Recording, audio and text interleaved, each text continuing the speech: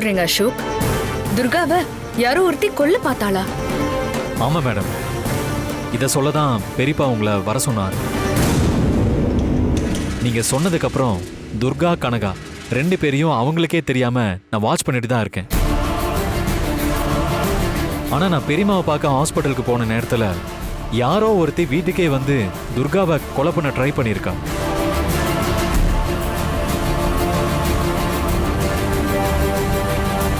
நான் ஹாஸ்பிட்டலுக்கு போகாம இருந்திருந்தா நிச்சயமா அவளை பிடிச்சிருப்பேன். அவ யாருங்கிறதும் தெரிஞ்சிருக்கும். அவ யார என்னன்னு துர்கா கிட்ட விசாரிச்சீங்களா? அதுக்கு அவசியமே இல்லை மேடம். துர்காவை கொல்ல வந்தது யாருன்னு எனக்கு தெரியும்.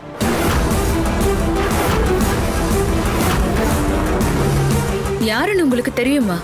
யார் அது? யாரு பெரியப்பா அது? துர்காவை கொல்ல வந்தது வேற யாரும் இல்ல, அந்த கனகா தான்.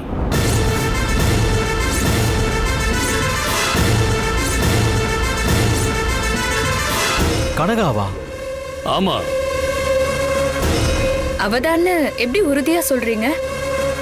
ரொம்ப சிம்பிள் மேடம். 2 நாளைக்கு முன்னாடி கோயில்ல திருட வந்தவனை கொன்னுட்டு இது முடிவில்ல ஆரம்பம்னு சொல்லி செவுத்துல கனகா எழுதி வச்சதா நீங்க தானே சொன்னீங்க. அது மட்டும் இல்லாம இந்த வீட்டுல நடந்த எல்லா மரணத்துக்கும் கனகா தான் காரணமா இருப்பான்னு நீங்க தான் சொல்லிட்டு இருந்தீங்க. சோ நிலைமை இப்படி இருக்கு. கனகா ஏன் துர்காவை கொல்ல முயற்சி பண்ணிருக்க கூடாது? நீங்க சொல்றதெல்லாம் சரிதான். ஆனா கனகா எதுக்கு துர்காவை கொல்லணும்? அதுக்கு என்ன மோட்டிவ் இருக்க முடியும்? துர்காவை காலி பண்ணிட்டு கனகா அவ இடத்துக்கு வரணும்னு நினைச்சிருக்கலாம்.